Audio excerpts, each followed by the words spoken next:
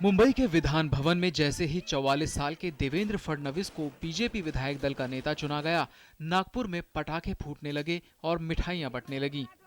आखिर नागपुर के फडणवीस महाराष्ट्र के अगले मुख्यमंत्री जो बन रहे हैं।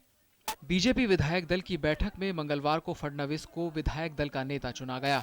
बैठक में पर्यवेक्षक के तौर पर केंद्रीय गृह मंत्री राजनाथ सिंह और महासचिव जेपी नड्डा मौजूद थे। खास बात ये रही कि अब तक सीएम पद की दावेदारी कर रहे एकनाथ खड़से ने खुद फडणवीस के नाम का प्रस्ताव दिया। बीजेपी के दिवंगत नेता गोपीनाथ मुंडे की बेटी पंकजा मुंडे ने फडणवीस के नाम का अनुमोदन किया और बाकी बीजेपी विधायकों ने आम राय से उन्हें अपना नेता चुन लिया।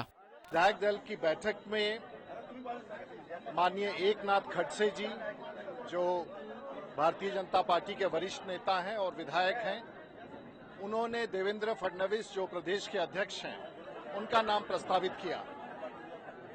इस प्रस्ताव का समर्थन सुधीर मुंगटवार जो प्रदेश के पूर्व अध्यक्ष हैं, उन्होंने किया। उसके पश्चात इसका समर्थन माननीय विनोद तावडे साहब ने किया और पंकजा मुंडे ने किया और विधायक दल ने इस नाम को सर्वसम्मति से स्वीकृति दी। देवेंद्र फडणवीस ने पार्टी विधायक दल के नेता चुने जाने पर सभी नेताओं के प्रति आभार जताया और महाराष्ट्र में एक स्वच्छ और पारदर्शी सरकार देने का वायदा किया।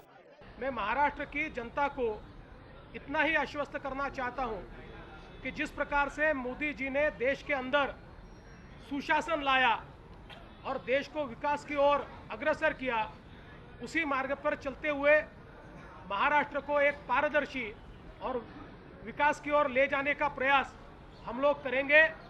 विधायक दल का नेता चुने जाने के बाद पार्टी के वरिष्ठ नेताओं के साथ देवेंद्र फडणवीस राज्यपाल विद्यासागर राव से मिलने पहुंचे और सरकार बनाने का दावा पेश किया।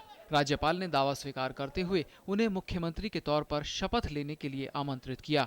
फडणवीस के नेतृत्व में नई सरकार शुक्रवार 31 अक्टूबर को मुंबई के वानखेड़े स्टेडियम में शपथ लेगी।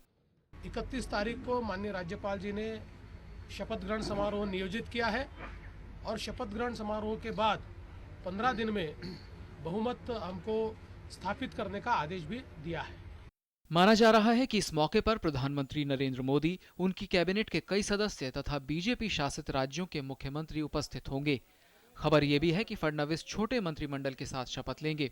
बीजेपी की ओर से सरकार गठन की तैयारियां हो रही हैं, लेकिन शिवसेना को लेकर अब भी तस्वीर साफ नहीं हो सकी है। हालांकि शिवसेना ने स्पष्ट कर दिया है कि वो बीजेपी के नेतृत्व वाली सरकार का हिस्सा बनना चाहती है। वैसे दोनों पार्टियों की ओर से अब तक कोई औपचारिक बातचीत शुरू नहीं हुई है। शिवसेना अब भी ज्यादा कुछ कहने को तैयार नहीं है, लेकिन बीजेपी को अब भी सकारात्मक रुख की उम्मीद है। सर, चर्चा किस स्टेज पे पहुंची है? कुछ चर्चा ठीक चल रही है, हम देखेंगे। बीजेपी हमेशा सकारात्मक ही सोचती है, देश के लिए, राज्य के लिए, जनता के लिए, और उसके लिए जो भी जरूरी कदम है हम उठाते रहते हैं। शिवसेना का रुख अभी भले ही साफ न हो, लेकिन बीजेपी में तो जश्न का माहौल है। पार्टी के तमाम नेताओं ने फडणवीस को बधाई दी है और राज्य में सुशासन का दावा किया है। मेरा विश्वास है कि उनके नेतृत्व में महाराष्ट्र विकास करेगा, महाराष्ट्र की जनता को न्याय देंगे और जो महाराष्ट्र एक समय देश में प्रथम क्रमांक पर था, जो पिछले 15 साल के कुशासन के कारण बहुत पीछे चला गया है, देवेंद्र जी की विजन, उनका कर्तृत्व, उनका नेतृत्व महाराष्ट्र को एक नई दिशा देंगे, ऐसा मेरा विश्वास है। महाराष्ट्र का अगला मुख्यमंत्री कौन होगा, ये सस्पेंस भले ही खत्म हो गया है, लेकिन सरकार कैसे बनेगी और इसमें कौन शामिल होगा, इस पर से अब भी पर्दा नहीं उठा है। मुंबई से शिशिर सेलार के साथ news night desk, DD news.